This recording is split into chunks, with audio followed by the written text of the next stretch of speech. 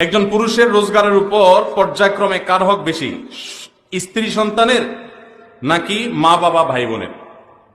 দেখুন, মা বাবার সাথে কারোর কোনো তুলনা চলে না হক আদায় করার ক্ষেত্রে। হক আদায় মানে শুধু টাকা পয়সা খরচ করা না। আল্লাহ এবং তার রাসূল সাল্লাল্লাহু আলাইহি সাল্লামের পর সর্বোচ্চ শ্রদ্ধা পাওয়ার হকদার, সর্বোচ্চ ভালোবাসার হকদার কে? মা এবং বাবা। মা বাবার চাইতে বেশি ভালোবাসা পাওয়ার হকদার পৃথিবীতে আর কেউ, শ্রদ্ধার হকদার আর কেউ।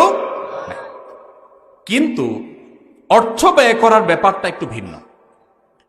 স্ত্রী যদি থাকে তাহলে প্রত্যেক স্বামীর উপরে কর্তব্য তার স্ত্রীর ভরণ পোষণের ব্যবস্থা করা।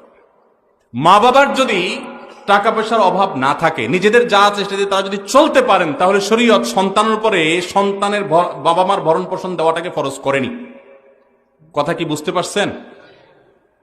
কিন্তু মা বাবার প্রতি শ্রদ্ধা দেখানো, তাদের জন্য অর্থকড়ি নফল হিসাবেও খরচ করা, এটা আমৃত্যু, এমনকি মৃত্যুর পরেও করতে হবে, আজীবন করতে হবে, মৃত্যুর পরেও করতে হবে।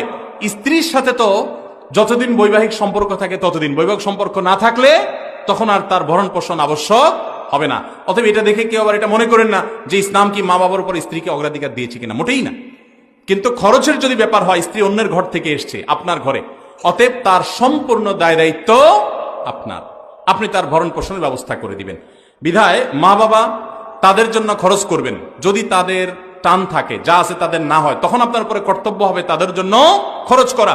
আপনি 10,000 টাকা ইনকাম করেছেন, মা বাবার কোনো ইনকাম সোর্স নাই, আপনি না দিলে তারা আর খেতে পাবে না, অন্য কোনো সন্তান নাই বা তারা দেয় না, তখন আপনি স্ত্রীর জন্য যদি 5,000 খরচ করেন, মা বাবার জন্য আপনাকে 5,000 খরচ করতে, 5,000ই খরচ করতে এমন কোনো কথা নাই, তাদের ভরণ পোষণের ব্যবস্থা করতে হবে। কথা কি বুঝতে পারছেন? তাহলে তাদের না থাকলে তখন আবশ্যক হবে, আর স্ত্রীর থাকুক আর না থাকুক, সর্বাবস্থায় স্ত্রীর ভরণ পোষণ স্বামীর উপরে কর্তব্য।